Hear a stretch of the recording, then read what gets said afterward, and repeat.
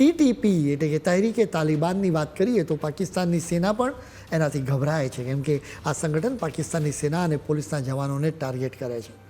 આ સંગઠનની પાસે અંદાજે 30,000 થી 35,000 ફાઇટર્સ છે. તેમણે છેલ્લા કેટલાક વર્ષોમાં સેના અને પોલીસના સેંકડો જવાનોની હત્યા કરી છે. પાકિસ્તાની સેનાએ આ ગ્રુપની વિરુદ્ધ જરબે અઝબ અને રદ ઉલ ફસાદ જેવા ઓપરેશન શરૂ કર્યા, જેના કારણે એના નેતાઓ અફઘાનિસ્તાનમાં જતા રહ્યા. એક સમયે આ સંગઠન પૂરી રીતે તૂટી ગયું.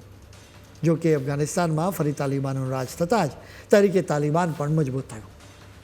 પાકિસ્તાને પોતાને ત્યાંથી અફઘાનિસ્તાનના લોકોને તગડી મૂકવાનું શરૂ કર્યું, પણ પાકિસ્તાન અને અફઘાનિસ્તાનના સંબંધો ખરાબ થયા, જેના પછી તરીકે તાલિબાનના હુમલા વધ્યા.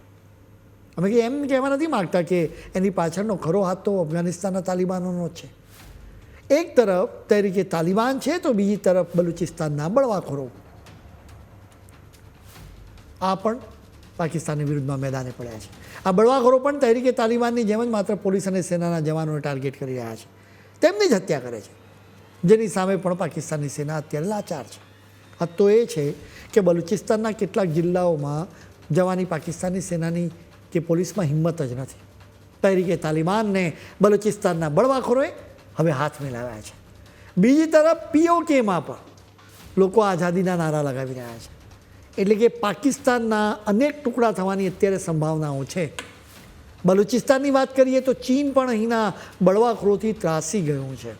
આ બળવાખોરો અને પાકિસ્તાનની સેનામાં કરપ્શનના કારણે ચીને હાથ જોડી દીધા. ચીને પાકિસ્તાનને વધારે રૂપિયા આપવાની સ્પષ્ટ ના કહી દીધી. ચીન સમજ્યું છે, એને લાગ્યું કે અહીં જેટલા પણ રૂપિયા આપીશું એ બધા જ વેડફાઈ જવાના છે. ચીનના લોકોની હકાલપટ્ટી એક રીતે બલુચિસ્તાનના બળવાખોરોની જીત જ છે. જોકે ચીન ગયું એટલે પાકિસ્તાનના નેતાઓ ટ્રમ્પના પગે પડી ગયા.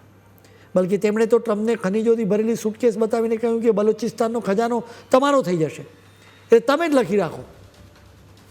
આગામી સમયમાં બલુચિસ્તાન વધારે સળગશે, કેમ કે ચીન પાકિસ્તાનમાં હતું ત્યારે બલુચિસ્તાનના લોકોને વાંધો હતો કે એમને ત્યાંથી ખનીજો ચીન લઈ જવા માગે છે, એટલે તેઓ પાકિસ્તાનમાં ચીનના લોકોને ટાર્ગેટ કરતા હતા.